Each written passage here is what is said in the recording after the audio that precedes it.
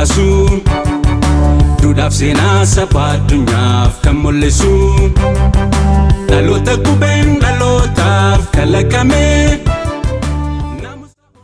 goonni yoomuu ni jiraata goonni induu ilmi namaa dhalatee guddatee du'uun adeemsa uumaan ala namaaf kenneedha haa ta'u malee namni adeemsota kana hunda keessatti maal hojjetee maalis dhaloota dhaalchisee darbeen gaaffiidha kabajamtoota daawwattoota miidiyaa wiirtuu harka fuune akkam jirtu qophii faana gootaa kan torbanitti guyyaa sanbata duraa isin biraan geenyu qabadhee dhiyaadheen jira qopheessee kan isin biraan ga'u ani Odaa Abtaamuuti nu hordofaa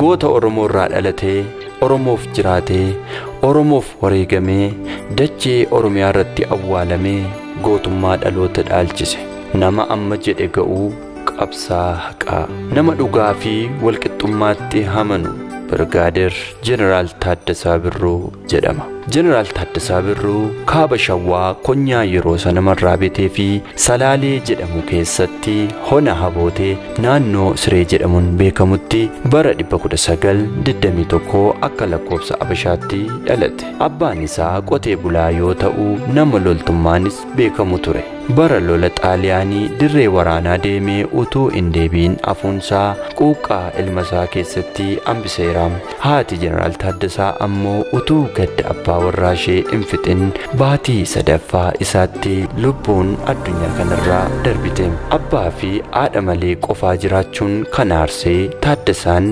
barnoota isaa addaan kutee Xaaliyaanii waraanuuf gara bosonaatti seene fanxoo irratti cophxoo akkuma jedhamu Taaddasaan Xaaliyaaniitiin utuu wal waraanuu booji'amee biyya Somaaliyaa geeffamee yeroo dheeraaf akka hidhamee fi dararamaa ture seenaan ni hima umurii isaa guutus akka hidhamu murtiin itti darbee tureera haa ta'u malee kan dharraa malee kan borii maaltu beekaa yoo uumaa ta'e malee Taaddasaatti murtiin kun murtaa'ee yeroo gabaabaa booda naannoo inni itti hidhamee Xaaliyaaniin baafamuun Ingiliziitiin waan qabameef achii baafamee gara Mombaasaa geeffamuun mana leenjii loltoota Ingilizii keessatti barnoota loltummaa baratee ajajaa 50 ta'uudhaan eebbifameera erga Xaaliyaaniin biyya kana keessaa ba'ee booda Taaddasaa Birruu gara biyyaa deebi'ee humna waraanaa poolisii fi waraana biyyaa kan yeroo sanaa biheeraawwii xoor keessatti sadarkaa adda addaa irratti hojjetaa tureera gara boodaarraa ciminaa fi dandeettii agarsiiseen filatamee muudama jeneraalummaa argachuudhaan ajajoota sadarkaa aangoo olaanaa keessaa isa tokko ta'uu danda'eera waggaa 4 boodas raawwii hojii isaatiin ga'umsa agarsiiseen aangoon Birgaadeer jeneraalummaan kennameeraaf mootiin Haayile Sillaasee dandeettii fi cimina jeneraal Taaddasaa beekuyyuu malee jeneraala gochuu isaa ammoo Oromoo goomsuuf tapha siyaasaa isaa ta'uun seenaan ni hima Taaddasaa Birruu nama walqixxummaa namaatti amanuu fi cichoomaa fi kutataa namaa ta'uusaa namoonni isa beekan labataaf seenaa isaa dabarsaniiru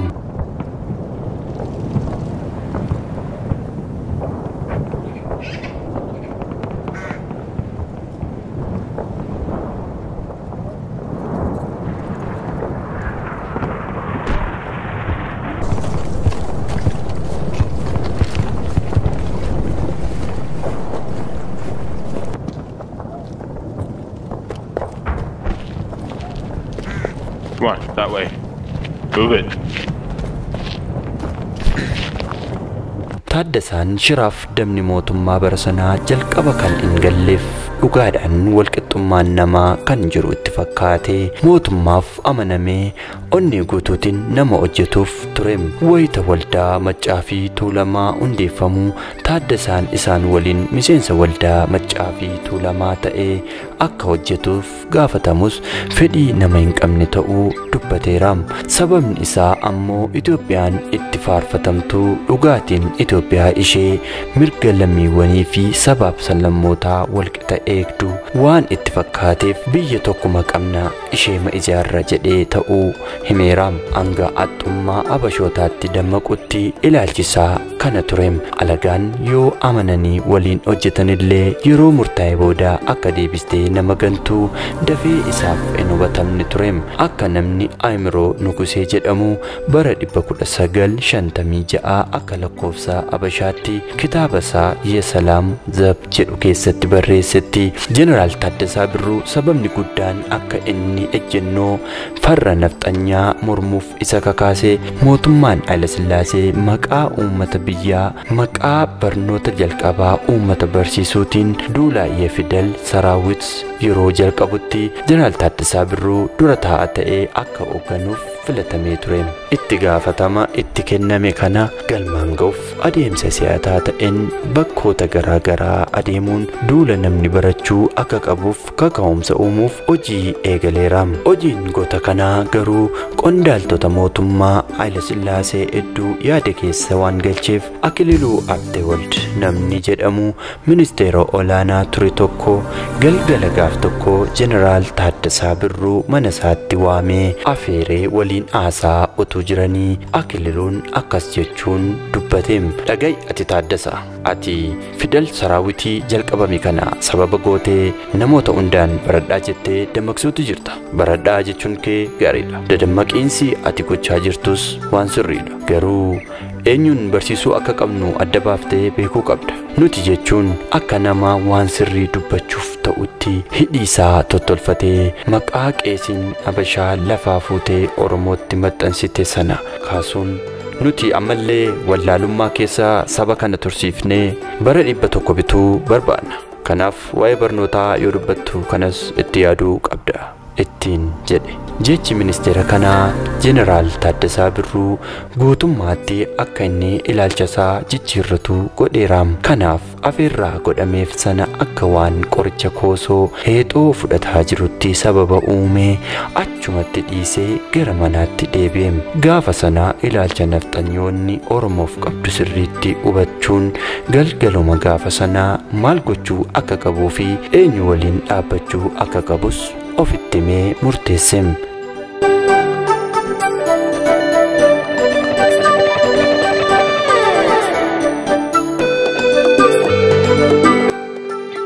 jalqabarratti waldaa Maccaa fi Tuulamaa keessatti deemee miseensa ta'uun ilmaan Oromoo waldaa kana gaaddisa godhatanii waan sabaa jalqaban tumsuu tarkaanfii isaa dursa godheem. Haa ta'u malee akka seera mootummaa yeroo sanaatti namni loltummaa keessa jiru tokko siyaasa kamiinuu keessatti hirmaachuu waan hin dandeenyeef danqaa guddaa itti ta'ee tureem. Garuu goonni masliifummaa hin beekne kun sodaa tokko malee mirga Oromootiif tokko jedhee qabsaa'uu itti fufeem.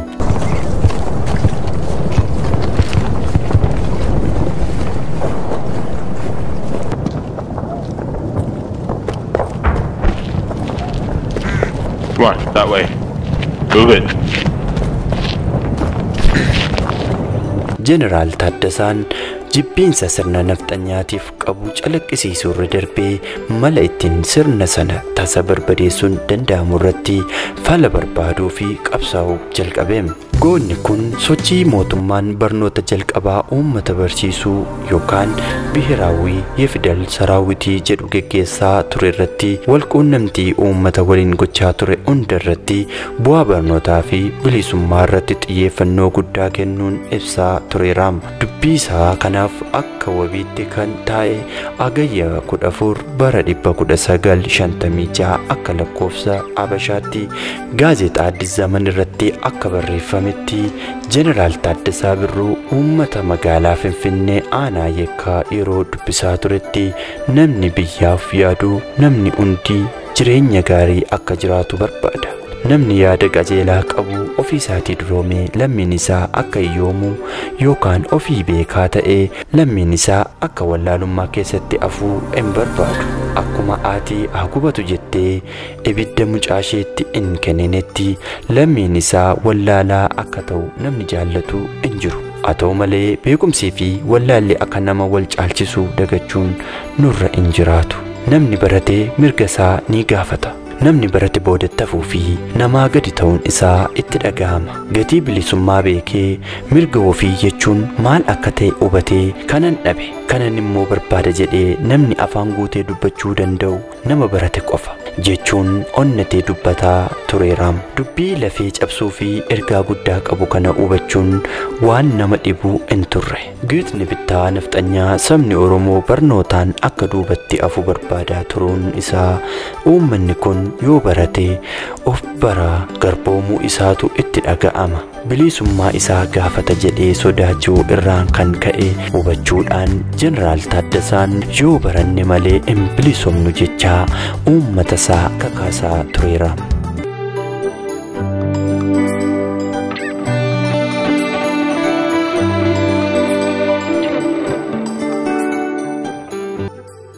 Jeneraal Taaddasaa Birruu erga miseensa waldaa Maccaa fi Tuulamaa ta'ee wantoonni inni hojjete hunduu eenyummaa fi ejjennoo isaa sirriitti kan mul'isan ture.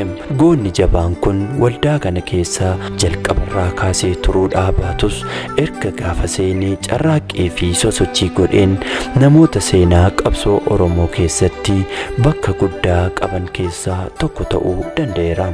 Waldaa Maccaa fi Tuulamaa keessatti itti gaafatamaa koree adda addaa ta'uudhaan gahee guddaa taphachuun isaa seenaan ni yaadatama. Dura ta'aa koree barnootaa ta'uun barnoota babal'isuuf hedduu tattaafachaa tureera. Waldaa Maccaa fi Tuulamaa jalatti naannoo adda addaatti waldoota hundeeffaman hunda qindoominaan qajeelchuuf koree dhaabbateef dura ta'aa ta'ee tokkummaa ilmaan Oromoo cimsuuf tattaaffii fi qabsoon inni godhaa ture baay'ee guddaa fi kan yaadatamu ture. Goonni tuttuqaan isa kakaasee qabsoo Oromootti isa make kun koree gorsitoota waldaa Maccaa fi Tuulamaatiif erga filamee booda waldaan kun akeeka yookaan kaayyoo hundeeffameef fiixaan baasuuf sochii adeemsisu qajeelchuu fi mala hojii kana of dura tarkaanfachiisuuf gargaaru gumaachuudhaan hangarraa eegamuu olitti qabsaa'u isaa seenaan isaa ragaa baafim. Dachee Oromiyaa kutaalee hedduu keessa deemee uummata dadammaqseera. Bakka deemu hundatti gorsi inni uummata isaa Oromootiif kennaa tureef ragaaleen hedduu turaniiru. Bitootessa 11 bara 1958 akka lakkoofsa Abashaatti walgahii uummata Meettaa Roobii fi Adaa Bargaa irratti yeroo dubbataa turetti amantii fi kutannoo cimaa yoo qabaattan tulluu isin fuuldura jiru dhiibuu ni dandeessu. Akkuma jedhametti yoo fedhii qabaanne wanti dadhabnu tokkollee hin jiru jechuudhaan hawaasa onnachiisuudhaan qabsoodhaaf isaan kakaasaa tureera. Jechoonni goonni kun ittiin yaadatamu tokkoo fi lama qofaa miti. Amajji 29 bara 1958 akka lakkoofsa Abashaatti waggaa sadaffaa hundeeffama waldaa Maccaa fi Tuulamaa kabajuuf uummata mana barreessaa waldaa kanaa keessatti walitti qabameef dubbii dubbate tokko keessatti qotee bulaan tokko ordaa ittiin qotu gara duubaatti hin argisu, gara fuuldura isaa qofa ilaala.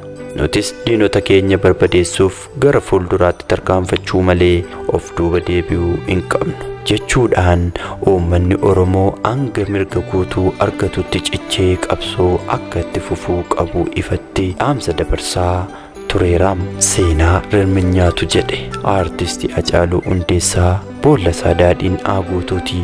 Jeneraal Taaddasaa Birruu goota amma jedhu ga'u ta'uusaa seenaan isaa tokko lama jedhee tarreeffamee hin dhumne ragaa ba'aafi. Onkoloolessa 5 bara 1959 akka lakkoofsa Abashaatti kutaa Arsii magaalaa dheeraa keessatti uummata kuma baay'ee walitti qabameef ibsa godhuuf isaaf hiriyoonni isaa kurfii irra akkuma jiranitti itti gaafatamtoonni bittaa mootummaa nafxanyaa kanneen naannoo sana keessa socho'an isaan bira deemuun seera malee maaliif akka uummata walitti qabdan himaa ittiin jennaan Jeneraal Taaddasaa Birruu deebisee fi nuti biyya abbaa keenyaa keessatti walgahii goone kanaaf eenyu akka eeyyamanuuf kenne gaafachuu keessaniin duratti isin naannoo walgahiitti gochaa jirru kana akka dhuftaniif nama isin waame yookaan isin ergee himuutu dursa jechuudhaan miira dheekkamsaatiin yoo dubbatu jara naasisee gootummaasaa itti agarsiisee walgahii jalqaban itti fufsiiseera. Walgahii sanaan boodatti ilaalchi diinummaa mootummaan isaaf qabu ture kan duraanii caalaatti daran dabaluu danda'eera.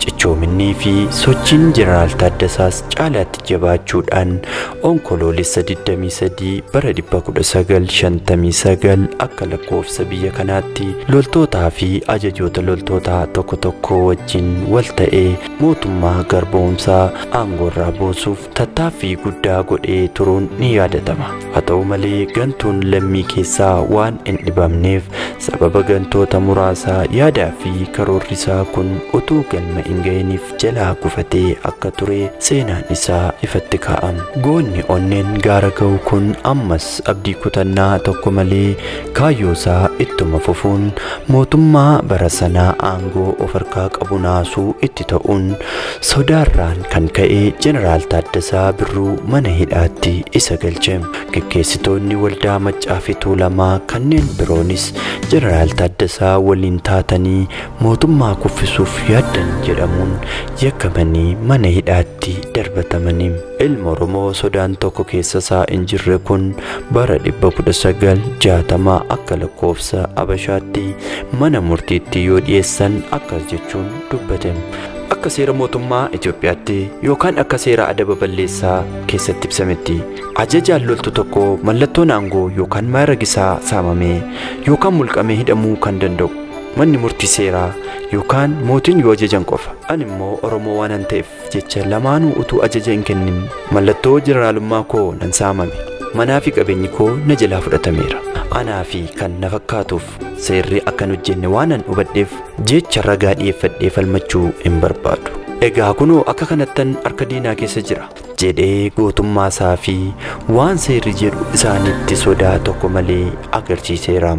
Nama hidhaa fi du'a sodaatee kaayyoo isaarraa hin sarmine ta'uusaa deddeebisee ifa godhee itti agarsiiseera. Mootummaatti Jeneraal Taaddasaa Birruu waan uummata isaarraa fageessee fi kaayyoo isaa keessatti ajjeese itti fakkaatus Jeneraal Taaddasaa Birruu caljechuu hin dandeenye. Haa ta'u malee Jeneraal Taaddasaan hawaasa Oromoo kutaa bal'aa isa tokkorraa gara kutaa isa birootti darbe waan ta'eef waan uummata isaarraa adda ba'e itti fakkaatee hin beeku. Achittis Oromoota bahaatiin wal baree sochii isaa kan duraanii caalaatti finiinsem. Sabboontota ilmaan Oromoo bahaa kanneen akka Hayimat Taqiifaa waliin ta'uun uummanni of baree akka mirga isaa falmatuuf carraaqqeen inni gochaa ture guddaadha. Addatti ammoo ijoollee Oromoo warra qabsoo bilisummaa Oromoof jecha hidhatanii bosona carcar seenan Elemoo Qilxuufaa waliin dhoksaatiin yeroo adda addaatti wal argee gorsaa fi yaada kennaa fi akka ture seenaan ni himama. Uummata Oromoo naannoo Konyaa Abroo dammaqsuuf jalqabatti qooda guddaa godhan keessaa Jeneraal Taaddasaa Birruu hangafticha jechuun ni danda'ama. Goonni seenaansaa ajab nama jechisiisu kun gurraandhala bara 1966 akka lakkoofsa Abashaatti galamsootii badee Hayimat Taqii wajjin gara magaalaa Finfinnee dhufuudhaan dhokatee jiraachuu akkuma jalqabetti osoo baay'ee hin bubbuliin baatii eebila 22 bara 1966 koree loltootaa kan booda dargii ta'een hidhamtoota araaramni godhameef keessaa tokko ta'uu danda'eera. Mootummaan dargii yeroo aangoo fudhatu namoonni baay'een mootummaa uummataaf dhugaadhaan dhaabbatetu dhufe jedhanii dogoggoraan deeggaraa akka turan seenaan isaa jiraattota lubbuun jiranii fi seenaa barreeffamaarraa hubachuun ni danda'ama. Garuu qaroon namaa Jeneraal Taaddasaa Birruu mootummaa Hayila Sillaaseetu dargiitti jijjiirame malee sirni nafxanyaa sirna uummataatti hin jijjiiramne jechuudhaan dadhabe nuuffe dulloome jedhee otoo hin taa'in naannoo Shawaa keessatti ammas qabsoo hidhannoo itti fufuun hawwii qaba ture bilisummaa milkeessuuf imala biraa jalqabe. Haa ta'u malee hawwiin isaa hawwii taatee Jeneraal Taaddasaan harka diinaa keessa seenee bitootessa 9 bara 1967 akka lakkoofsa Abashaatti mootummaa nama nyaataa dargiitiin akka wareegame seenaan isaa labatarraa labatatti leellifamee daddarbama. Aangoo Oromoon jiraatuttis itti fufee jiraatama.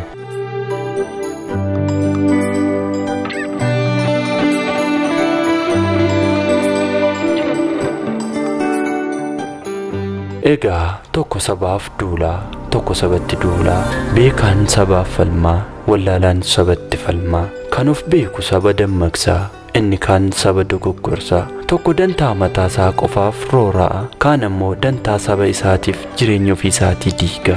Goonni seenaan isaa hanga ammaatti seeneffamaa jiru kun Jeneraal Taaddasaa Birruu utuu guyyaa tokko jireenya dhuunfaa isaatiif hin dhama'in qabsoo bilisummaa utuu godhuu lubbuutiin addunyaa kanarraa godaane. Lubbuun darbus garuu dhaloonni wal harkaa fuudhee fakkeenya isa godhachuun baree wal barsiisaa gootummaa isaa labataa labatatti dabarsaa jira.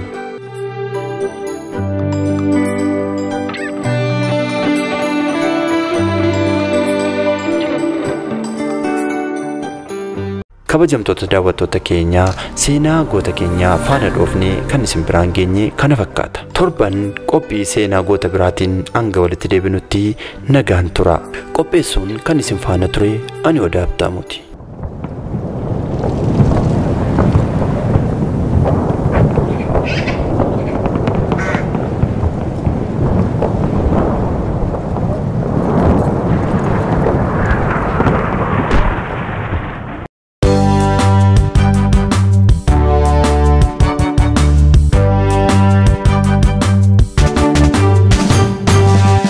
Odeeffannoo haqaa kan nu baasu duudhaaf seenaa saba addunyaaf kan mul'isu dhaloota qubeen dhalootaaf kalaqame